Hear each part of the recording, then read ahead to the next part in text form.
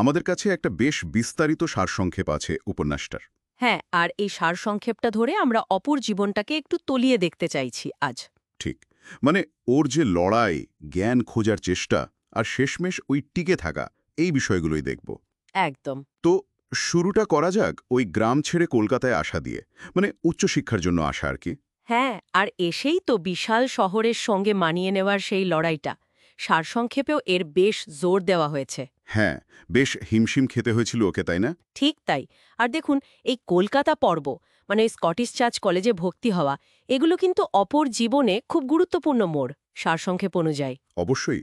ওই যে শহরের জীবনের সাথে নতুন নিয়মকানুনের সাথে মানিয়ে নেওয়া, এটা তো শুধু বাইরের বদল নয়। না, না, একদমই না। এটা আসলে ওর ভেতরের যে শক্তি, সেটার প্রথম পরীক্ষা ছিল। আর দারিদ্র্য তো ছিলই, তার মধ্যেও পড়াশোনাটা কিন্তু ও ছাড়েনি। সেই নিয়েই এগোচ্ছিল।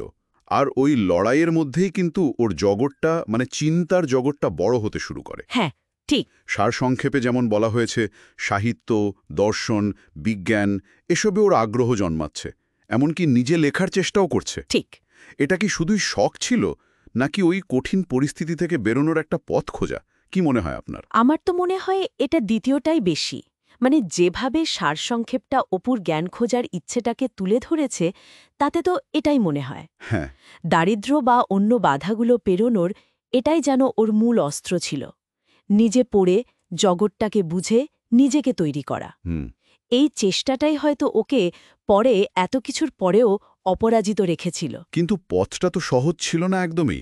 সারসংক্ষেপে ওর ওই আর্থিক কষ্টের কথাগুলো যা আছে, উফ, হ্যাঁ। মানে টিউশনি করে খরচ চালানো, কখনো না খেয়ে রাত কাটানো, এগুলো পড়লে বোঝা যায় কি অবস্থার মধ্যে দিয়ে গেছে। হ্যাঁ, এগুলো শুধু কষ্টের বর্ণনা নয়, কিন্তু এর মধ্যে ওর ওই ভেতরের জোরটাও দেখা যায়। ঠিক, সীমিত সুযোগের মধ্যেও নিজেকে তৈরি করার জেদটা। অবশ্যই। সারসংক্ষেপের এই অংশটা এটাই দেখায় যে আর্থিক কষ্ট অনেককে হয়তো থামিয়ে দেয়, কিন্তু অপুর ক্ষেত্রে যেন সেটা ওর জ্ঞান খোঁজার ইচ্ছে বা নিজেকে প্রমাণের ইচ্ছেটাকে আরও বাড়িয়ে দিয়েছে। এটাই হয়তো ওই অপরাজিত থাকার মূল ব্যাপারটা, মানে পরিস্থিতিকে মেনে নিয়েও তার মধ্যে রাস্তা খুঁজে নেওয়া। একদম। এরপর তো আবার জীবনের মোড় ঘুরল অপর্ণার সাথে বিয়ে। হ্যাঁ, ওই পর্বটা সারসংক্ষেপে যেমন বলা আছে, খুবই আকস্মিক আর অল্প সময়ের, কিন্তু অপুর জীবনে এর প্রভাবটা বেশ গভীর ছিল। গভীর এবং স্বল্পস্থায়ী দাম্পত্যের পরের পর্বটা আরও অনেক বেশি কঠিন হয়ে দাঁড়ায়। ঠিক, অপর্ণার মৃত্যু, বিশেষ করে সন্তান জন্মের সময়। হ্যাঁ, ওই ঘটনাটা অপুকে যেভাবে ভেঙে দেয়, সেটা সত্যি ভাবা যায় না। সারসংক্ষেপ বলছে, ও এতটাই বিধ্বস্ত হয়ে পড়ে যে নিজের সন্তানের দায়িত্ব পর্যন্ত নিতে পারে না প্রথমে। ছন্ন ছাড়া হয়ে ঘুরে বেড়ায় বেশ কিছুদিন। ঠিক।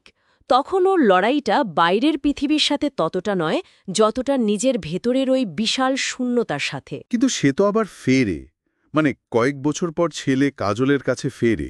হ্যাঁ, ফেরে। আর সেই ফিরে আসার পরেও শুরুতে একটা দূরত্ব থাকে। থাকে, কিন্তু তারপর ধীরে ধীরে সম্পর্কটা তৈরি হয়। এই অংশটা যেন একটা নতুন করে শুরু করার ইঙ্গিত দেয়, তাই না? একদম। সারসংক্ষেপে শেষে এসে এটাই মনে হয়। জীবনের এত বড় বড় আঘাত পেরিয়ে এসেও সে যেন আবার মাটি খুঁজে পায়। ঠিক, এটাই হয়তো সবচেয়ে জরুরি দিক।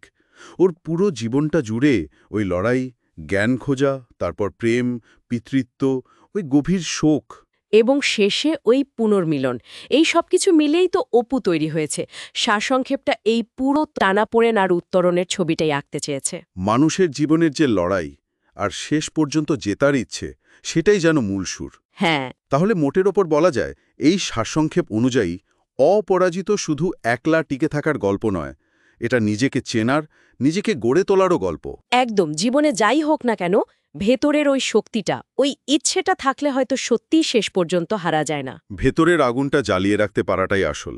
হ্যাঁ, সেটাই হয়তো মানুষকে শেষ পর্যন্ত অপরাজেয় রাখে। এটাই এই সারসংক্ষেপের মূল বার্তা। আচ্ছা, এই আলোচনা থেকে একটা জিনিস মনে হচ্ছে, অপুর জীবনে যে বারবার এই পাওয়া আর হারানোর খেলা, বিশেষ করে প্রিয় মানুষদের ঘিরে, হুম। এটা ওর ব্যক্তিগত সহ্য ক্ষমতা বা টিকে থাকার ক্ষমতার কথা তো বলেই, কিন্তু এর পাশাপাশি স্থায়ী মানসিক সম্পর্কের যে ভরসা, সেই বিষয়ে এটা আমাদের মনে কি প্রশ্ন জাগায়, এটা নিয়ে ভাবা যেতে পারে।